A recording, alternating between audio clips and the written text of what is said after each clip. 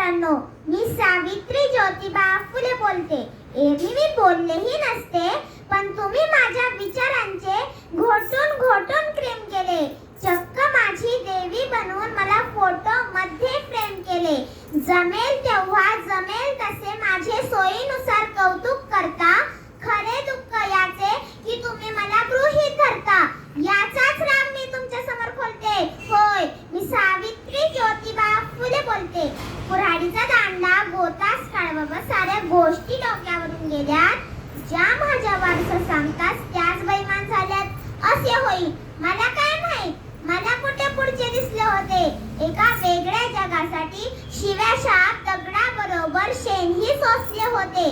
तुमच्या शब्दात सांगायचे तर रात्रंदिवस घासले होते. आज मी हे कसले घाव झेलते. होय, मी सावित्री ज्योतिबा फुले बोलते. ही काय उपकाराची भाषा नाही. आजच्या बाजारू समाजसेवेसारखा हा बेंडबाजा अगर ताशा नाही. मी विसरून गेले होते आम्ही कोणकोणते विष पचवले आहे.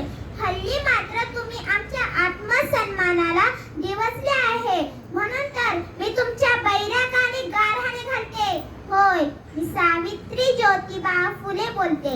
माय मावल्यांनो, लेकी बाळींनो, तुम्ही शिकलात, सवरलात, नको तेवढ्या शहाण्या झालात. प्रत्येक स्त्री वृत्तीच्या प्रत्येक जणी घाण झालात. वारसा सांगून राबतात. म्हणून तर या सगळ्या संतापापुढे निर्भाड बोलते. होय, मी सावित्री ज्योतिबा फुले बोलते. होय, मी सावित्री ज्योतिबा फुले बोलते. शेवटी मी एवढंच बोलून जाते की उठा, चला आयांनो आणि बायांनो, शिक्षणाबरोबरच संस्कृतीचा वसा चालवा.